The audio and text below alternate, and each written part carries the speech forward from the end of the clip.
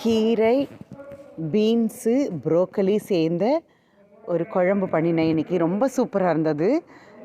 நல்ல இந்த கடுகு, உளுத்தம்பருப்பு, வெங்காயம், பூண்டெல்லாம் போட்டு வதக்கினதுக்கப்புறம் கீரையை நல்லா அரிஞ்சு நல்லாவே நம்ம கழுவிட்டு பொடி பொடியாக நறுக்கின கீரை, பீன்ஸு, ப்ரோக்கலி எல்லாம் போட்டு வதக்கி அது வெந்தாச்சுன்னு தெரிஞ்ச உடனே தேவைக்கு ஏற்ப உப்பை போட்டுட்டு நல்ல பழுத்த தக்காளி ஒரு 4 தக்காளி, கொஞ்சம் தேங்காய், சாம்பார் பொடி நல்லா அரைச்சி அதில் நம்ம கொட்டி நல்லா கொதிக்க விடணும். நல்லா கொதிக்கும்போது அதில் இருக்கிற எல்லாம் அந்த தேங்காயோட சத்தெல்லாம் அப்படியே சுவை இறங்கும். ரொம்ப டேஸ்ட்டாக இருக்கும். நல்லா கொதிக்க விட்டதுக்கப்புறம் சாப்பாட்டில் போட்டு சாப்பிட்டோம். சூப்பராக இருந்தது.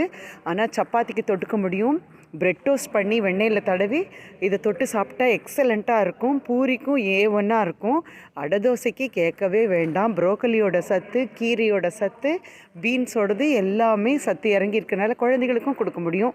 எக்ஸலண்ட்டு. கண்டிப்பாக இந்த மாதிரி எல்லா வெஜிடபிளும் சேர்த்து இந்த மாதிரி பண்ணும்பொழுது சத்து ரொம்ப அதிகமாக இருக்கிறனால கண்டிப்பாக பண்ணி பார்க்கலாம்.